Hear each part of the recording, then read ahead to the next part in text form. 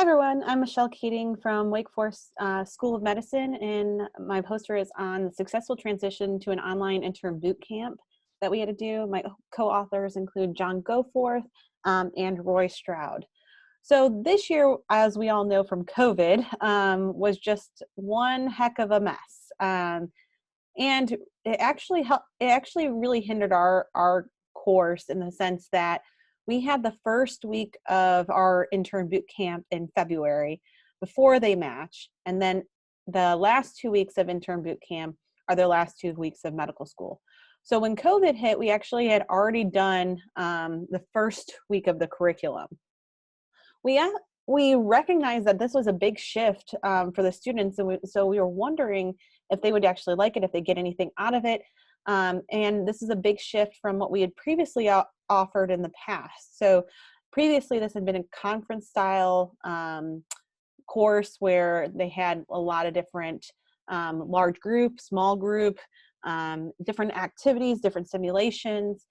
So there's a wide variety of offerings. So we changed midway through our curriculum, and our objectives for this course specifically are addressing day one communication skills, personal and professional development, recognizing sick versus not sick, acute patient stabilization, and opiate stewardship through a DAX waiver training.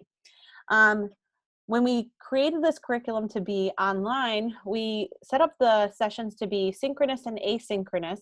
We also did both faculty-led sessions as well as modules that we found using online databases, looking for really great resources that were shared among some listservs.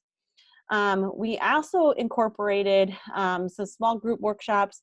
We incorporated discussion boards, written reflection, specialty-specific days, and then as well as a team-based learning assignment. When we looked at outcomes of this, we looked at student satisfaction scores as well as qualitative feedback.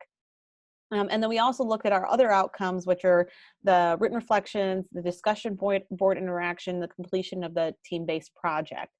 And so this was evaluated through the survey. So we had 115 students. And out of the 115 students, 98% of the students stated that the virtual curriculum increased their preparedness for internship. So what they loved about it, which we were kind of surprised about, were that they loved the increased flexibility, and they loved that the offerings included a wide variety of practical and high-yield topics in a way that they could customize for their own learning, their own environment, so that they didn't have to be in one location, but they could do this from anywhere. The limitations, though, and we got this feedback a lot, was they didn't have any simulation or hands-on sessions for procedures, which we definitely recognize as a limitation. The students, I thought they may like the modules, but I actually liked the faculty-involved sessions as they were rated more favorable than the online modules. And one of the course deliverables was this team-based assignment looking at unique considerations of opiate prescribing in your specialty.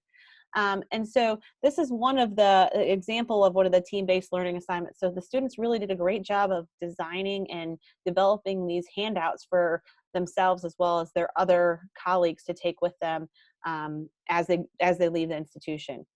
The student reflections that we had them do revealed growth of confidence, not only in confidence of them as a student leading into a provider, but also with their confidence in being able to prescribe opioid therapy. Then also we had the discussion boards, and in these discussion boards we asked them to list any resources that they found very helpful for them that they could share with their colleagues. So we specifically broke it up to online websites. Another thing was medical apps.